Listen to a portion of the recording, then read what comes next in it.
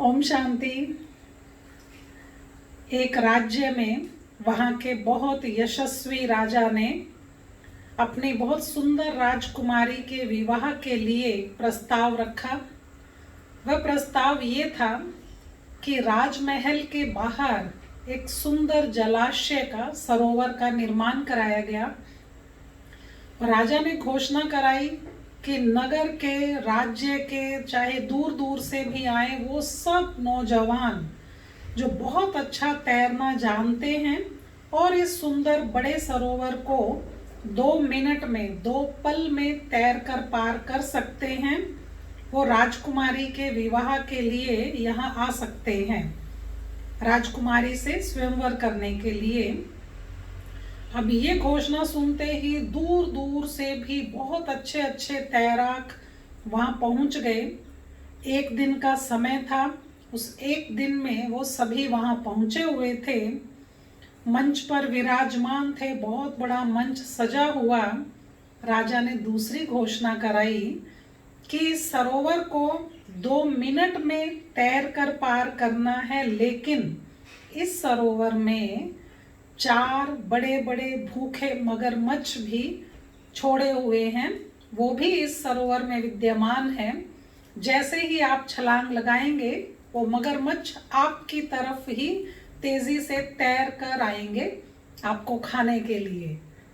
अब जब ये दूसरी घोषणा सुनी तो बहुतों के प्रश्न, पहले तो बताया नहीं, और फिर जब आ ही गए हैं और ये ऐसी बात सुनी तो किसी ने हिम्मत नहीं की।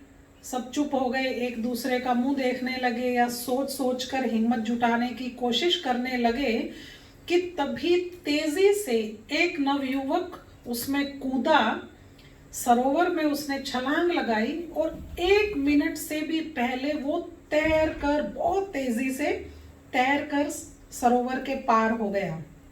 और सरोवर के पार होते ही फूल मालाएं उस पर अर्पण की गई, फूल बरसाए गए, उसकी शाबाशी दी गई, नारे लगाए गए। उसने, राजा ने कहा कि तुम्हें और अतिरिक्त पुरस्कार भी दिया जाएगा, एक्स्ट्रा अवार्ड भी दिया जाएगा। युवक ने इधर उधर थोड़ा सा उतावलेपन से देखते हुए कहा कि एक्स्ट्रा अवार्ड की तो बात बाद में, पहले ये बताइए कि मुझे धक्का किसने दिया था।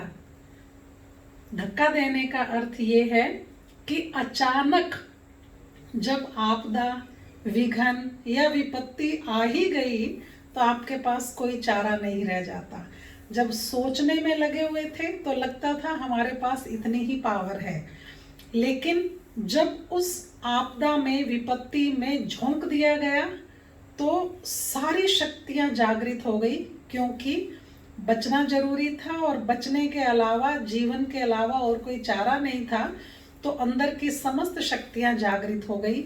आज इस समय में, वर्तमान समय में यही हो रहा है।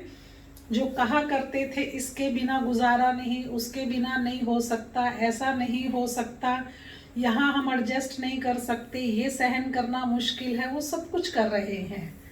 कहीं भी घूमना नहीं, जाना नहीं, कहीं ऐश आराम मौज नहीं, बाहर का भोजन नहीं, सब कुछ, और सहन भी कर रहे हैं, घर में भी बैठे हैं, और व्यापार भी डाउन है, धन की भी कमी हो रही है, लेकिन सब कुछ एडजस्ट किया जा रहा है क्योंकि अंदर की सारी शक्तियां जागृत हो रही है। अगर इससे भी बड़ी विपत्ति आ गई तो और भी आंतरिक शक्तियां जागृत हो जाएंगी। अपने आप को याद कराते रहें, मैं सर्वशक्तिवान की संतान, शक्तिशाली आत्मा हूँ। ओम शांति।